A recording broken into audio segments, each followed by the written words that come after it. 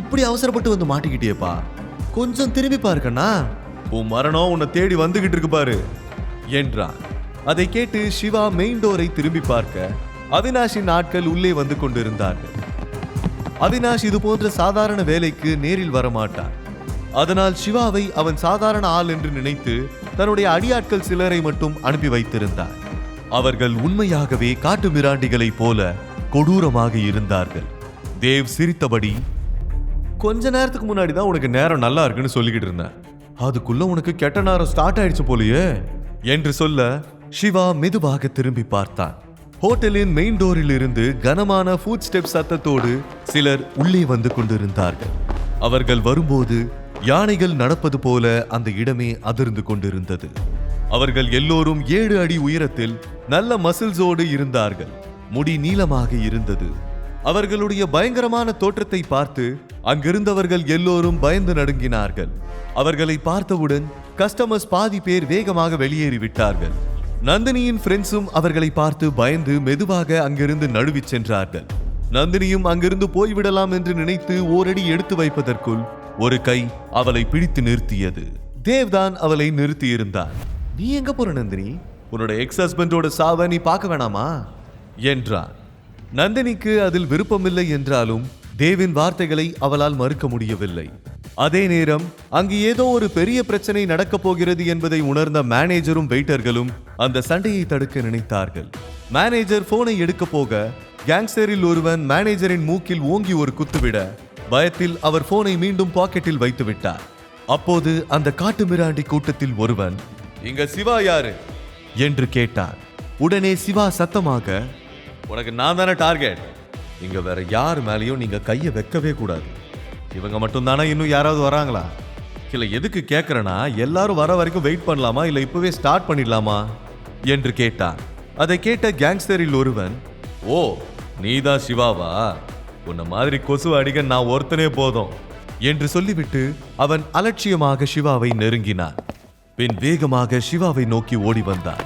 தடிமனான கையால் ஓங்கி ஒரு குத்து விடுவதற்காக கைகளை தூக்கியபடி ஓடிவர சிவா சட்டென குனிந்து எஸ்கேப் ஆனான். டார்கெட் மிஸ் ஆனதால் காற்றில் சுழன்று நிலை தடுமாறி டேபிள் மீது விழுந்து விட்டான். அதில் இருந்த சூடான சூப் இப்போது அவன் முகத்தில் இருந்தது. பிறகு கோபத்தோடு எழுந்து 2 தோள்களையும் சுழற்றியபடி தன்னுடைய முழு பலத்தையும் பயன்படுத்தி சிவாவை தாக்குவதற்காக மீண்டும் ஓடினான். இந்த முறையும் அவன் விலகிக் கொள்ள அவன் மீண்டும் காற்றில் சுழன்று அருகில் இருந்த வெயிட்டரின் கையில் இருந்த கூல்ட்ரிங்க்ஸ் ட்ரே மீது விழுந்தான். ஜூஸ் எல்லாம் அவன் தலையில் கொட்டியது. சிவா லேசாக சிரித்துவிட்டு, கூல்ட்ரிங்க்ஸ் வேணும்னா அதை நேரடியா கேட்டிருக்கலாமே என்று கேலி செய்ய அவன் கோபத்தோடு சிவாவை நிமிர்ந்து பார்த்தான். அவன் தலை முழுவதும் ஜூஸ் கொட்டி இருந்தது. முகத்தில் சூப் ஒட்டி இருந்தது. அதை பார்த்து எல்லோரும் சிரிக்க ஆரம்பித்து விட்டார்கள். சிவா சிரித்துக்கொண்டே ஒரு டிஷ்யூவை எடுத்து அவனிடம் நீட்டினான். வெயிட்டர்கள் கைத்தட்டி சிரித்தார்கள். நந்தினியின் கண்கள் ஆச்சரியத்தில் அகலமாக திறந்தது. முதல்ல உங்க ஃபேஸை தொடச்சுக்கோங்க, அதுக்கப்புறம் சண்டை போடலாம் என்றான். அவன் எழுந்து நின்று கர்ஜித்தபடி தன்னுடைய அடியாட்களை பார்த்து, என்னடா பாக்குறீங்க, அவனை தீர்த்து கட்டுங்க என்று கர்ஜித்தான். மறுநொடியே எல்லோரும் சத்தமாக கத்திக்கொண்டே சிவாவை நோக்கி வேகமாக ஓடி வந்தார்கள். ஆனால் சிவா கூலாக அப்படியே நின்றான். சிவாவுக்கு இதெல்லாம் ஒரு கேம் மாதிரிதான். அசால்ட்டாக எல்லோரையும் சமாளித்து விடுவான். அவர்கள் எல்லோரும் சிவாவுக்கு அருகில் வர அவன் கழுத்தில் இருந்த ருத்ராட்சியை தொட்டு வணங்கிவிட்டு ஆட்டத்துக்குள் இறங்கினான். மின்னல் வேகத்தில் எல்லோரையும் அட்டாக் செய்தார். அவனுடைய ஒவ்வொரு அடியும் இடி போல இறங்கியது.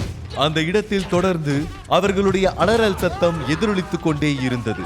சிலருக்கு எலும்புகள் உடையும் சத்தம் தெளிவாக கேட்டது. ஒரு சில நிமிடங்களுக்குள்ளேயே அவர்கள் எல்லோரும் தரையில் சுருண்டு கிடந்தார்கள். வலி தாங்க முடியாமல் நெளிந்து கொண்டிருந்தார்கள். எல்லாம் முடிந்த பிறகு சிவா தன் கழுத்தை திருப்பி நெட்டி முறித்தான். இதையெல்லாம் பார்த்து கொண்டிருந்த தேவின் கைகள் நடுங்க ஆரம்பித்து விட்டது. அவன் அடியாட்களை பார்த்து, இவன் கிட்ட அடி வாங்கதான் இவ்வளவு தூரம் டிராவல் பண்ணி வந்தீங்களாடா, எல்லாரும் தயவு செஞ்சு தற்கொலை பண்ணி செத்துருங்க என்று எரிச்சலோடு சொன்னான். அப்போது திடீரென மெயின் கேட் திறக்க ஒரு குரூப் உள்ளே வந்தது. உடனே சஞ்சயின் பார்வை பிரைட் ஆகிவிட்டது. ஏனென்றால் அங்கே வந்து கொண்டிருப்பது அண்டர் கிரவுண்ட் வேர்ல்டின் தாதாவை கூட ஆட்டி படைக்கக்கூடிய ஹெட்ஷாட்டும் அவனுடைய ஆட்களும் தான். அவர்களை பார்த்தவுடன் சஞ்சய் சத்தமாக சிரித்தபடி, ஆட்டோ இனிமேதாண்டா களை கட்ட போகுது, சிவா இன்னியோட உன் கதை ஓவர் என்று சொல்லிவிட்டு ஹெட்ஷாட்டை நோக்கி ஓடினார். வாங்கண்ணா, இங்க ஒருத்தன் நான் உனக்கு வேண்டிய ஆள்னு தெரியாம அவசரப்பட்டு கைய ஓங்கிட்டான். நீ வந்து என்னன்னு கேளுனா என்று சிவாவை கை காட்டினார். ஹெட்ஷாட் சிவாவை பார்த்தவுடன் ஷாக் ஆகி உடனே அவனுக்கு எதிரில் மண்டி போட்டு அமர்ந்தார். அதை பார்த்த சஞ்சய்க்கு தலையை வெடித்து விடுவது போல இருந்தது. அண்ணா, நீங்க என்ன பண்ணிட்டு இருக்கீங்க? எதுக்கு இவன் முன்னாடி மண்டி போடுறீங்க என்று கேட்க, வாய மூடு சஞ்சய், அவர் யாருன்னு உனக்கு தெரியுமா?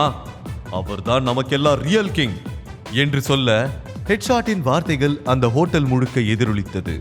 ஐயோ இல்லனா, நீங்க ஏதோ தப்பா புரிஞ்சுக்கிட்டு இருக்கீங்க, அவன் ஒரு சாதாரண ஆளு என்று சொல்ல ஹெட்ஷாட் உடனே எழுந்து அந்த இடமே அதிரும்படி அவனை ஓங்கி அறைந்து விட்டார். இதுக்கப்புறம் எதுக்காகவும் எனக்கு கால் பண்ணாத என்று சொல்லிவிட்டு ஹெட்ஷாட் சிவாவின் புறங்கையில் முத்தம் கொடுத்துவிட்டு தன்னுடைய அடியாட்களை அழைத்துக் கொண்டு அங்கிருந்து சென்று விட்டார். சிவா கம்பீரமாக நின்று கொண்டிருந்தார். தேவும் நந்தினியும் அதிர்ச்சியில் உறைந்து நின்றார்கள். சிவா நந்தினிக்கு அருகில் சென்று அவளை பார்த்து முறைக்க முதல் முறையாக நந்தினி அவனை பார்த்து பயந்தாள். அவள் வாயிலிருந்து வார்த்தைகள் வரவில்லை.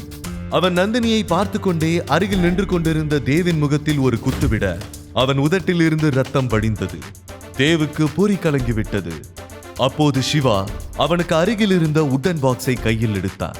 அதை தன்னுடைய பாக்கெட்டில் வைத்துக் கொண்டார். தேவ் அதை வாங்குவதற்காக கைகளை நீட்ட சிவா தேவை முறைத்தார். அதில் சர்வநாடியும் அடங்கியது போல அமைதியாகிவிட்டார். பின் சஞ்சய்க்கு அருகில் சென்றார். என்ன மன்னிச்சிடு, என்ன மன்னிச்சிடு என்று சஞ்சய் அவனிடம் கெஞ்ச சிவா அவன் முகத்திலும் பலமாக ஒரு குத்துவிட்டார். சஞ்சய் நிற்க முடியாமல் தடுமாறி கீழே விட அப்பாலஜி கிராண்டட் என்று சொல்லிவிட்டு ஸ்டைலாக அங்கிருந்து நகர்ந்தார். நந்தினி முதல் முறையாக சிவாவின் இந்த வெர்ஷனை பார்த்து பயந்து நின்று கொண்டிருந்தார். சிவா உட்டன் பாக்ஸை எடுத்துக்கொண்டு அங்கிருந்து சென்று விட்டார். அந்த அவினாஷ் ரொம்ப பெரிய ஆளு. அவன் அடியாட்கள் முன்னாடி சிவாவால ஒண்ணுமே பண்ண முடியாதுன்னு நினைச்சேன். ஆனா இவனுங்க என்னடானா வரிசையில நின்று லட்டு வாங்குற மாதிரி வரிசையா வந்து அவங்கிட்ட அடி வாங்கிட்டு போறானுங்க. தேவ் முனகிக் கொண்டே தலையில் கை வைத்தபடி சேரில் உட்கார்ந்தார். கோபத்தோடு தன்னுடைய நண்பர்களை திரும்பி பார்த்தான். அந்த சிவா ஒரு சாதாரண ஆளு. அவனை முடிக்கிறதுக்கு ஒரு ரவுடியை உங்களால கண்டுபிடிக்க முடியாதா? நீங்களாம் என்னடா ஃப்ரெண்ட்ஸ் என்று கேட்க உடனே தேவின் ஃப்ரெண்ட்ஸ் எல்லோரும் தலையை தொங்க போட்டுக் கொண்டார்கள். இதுவரை தேவுக்கு இப்படி ஒரு அவமானம் நடந்ததே இல்லை. ஏனென்றால் அவன் இதுவரை சிவாவை போன்ற ஒருவனை சந்தித்ததே இல்லை. அதனால் கேங்ஸ்டரின் உதவி அவனுக்கு தேவைப்படவில்லை. சிவாவை எதுவும் செய்ய முடியவில்லையே என்ற வருத்தத்தை விட அவன் தன்னிடம் இருந்த உட்டன் பாக்ஸை எடுத்து சென்று விட்டான் என்பதுதான் அவனுக்கு மிகப்பெரிய அவமானமாக இருந்தது. அந்த உட்டன் பாக்ஸை அவன் வேறு ஒரு முக்கியமான விஐபிக்காக கொண்டு வந்திருந்தான். அதை கொடுத்து எப்படியாவது அந்த விஐபியை கைவசப்படுத்திக் கொள்ள வேண்டும் என்ற அவனுடைய திட்டம் பாழாகிவிட்டது என்பதுதான் அவனுடைய ஒரே வருத்தம். தான் சந்திக்க வந்த விஐபியே சிவாதான் என்று தெரியாத தேவ் புலம்பிக் கொண்டிருந்தான். அவன் உச்சக்கட்ட கோவத்தில் இருக்க சஞ்சய் அவனை நெருங்கி வந்து மூச்சு திணறியபடி பயந்த டோனில், நீ நினைக்கிற மாதிரி சிவா சாதாரண ஆள் மாதிரி எனக்கு தெரியல. ஹெட்ஷாட் இது வரைக்கும் யார் முன்னாடியும் மண்டி போட்டு நான் பார்த்ததே கிடையாது. அப்படிப்பட்ட ஆளு ஒருத்தருக்கு மண்டி போட்டு மரியாதை கொடுக்கறானா அவன் எப்படிப்பட்டவனா இருக்கணும் என்றான். சிவாவின் பில்டப் வார்த்தைகளை கேட்க கேட்க தேவுக்கு ஆத்திரமும் கோபமும் அதிகமாகிக் கொண்டே இருந்தது. ஒரு கட்டத்திற்கு மேல் பொறுமையை இழந்த தேவ் டேபிள் மீது வேகமாக கைகளை அடித்தபடி சத்தமாக, ஷட் அப், ஏற்கனவே சம கடுப்புல இருக்க, நீ எதுக்கு இப்போ அவனுக்கு பில்டப் பண்ற? அவன் எவ்வளோ பெரிய ஆளா வேணா இருக்கட்டுமே, நான் யாருன்னு தெரியும்ல, தர்மா குரூப்ஸ் எம்டிக்கு நெருங்கின சொந்தக்காரன் என்று திமிராக கூறினான். இன்னைக்கு அவனுக்கு டைம் சரியா இருந்திருக்கு, அதனாலதான் அவன் எல்லாரையும் அடிச்சு போட்டு போயிட்டான். இது ரொம்ப நாளைக்கு நீடிக்காது. அவன் இன்னும் எத்தனை நாளைக்கு தான் என்கிட்ட இருந்து எஸ்கேப் ஆகுறான்னு நானும் பாக்குறேன் என்று சொல்லிக் கொண்டிருக்க தேவுக்கு அருகில் நின்று கொண்டிருந்த நந்தினி இதையெல்லாம் கேட்டுக்கொண்டுதான் இருந்தார். ஆனால் அவள் மனதில் வேறு சில கேள்விகள் ஓடிக்கொண்டிருந்தது.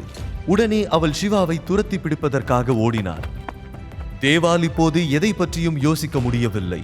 அவன் யாரிடம் உட்டன் பாக்ஸை கொடுக்க வேண்டுமோ அந்த விஐபி இப்போது ஹோட்டலுக்குள் இருக்கவில்லை. அவனுடைய பார்வை ஹோட்டல் முழுவதையும் ஸ்கேன் செய்து பார்த்தது. ஆனால் எந்த பலனும் இல்லை. அதை உணரும் போது தேவின் இதயம் ஃபாஸ்டாக துடிக்க ஆரம்பித்தது. திடீரென அவன் எதையோ நினைத்து பயப்பட ஆரம்பித்தார். தினேஷ் ஹைலி கான்பிடென்ஷியல் என்று சொல்லிதான் அந்த உட்டன் பாக்ஸை தேவை நம்பி கொடுத்திருந்தார்.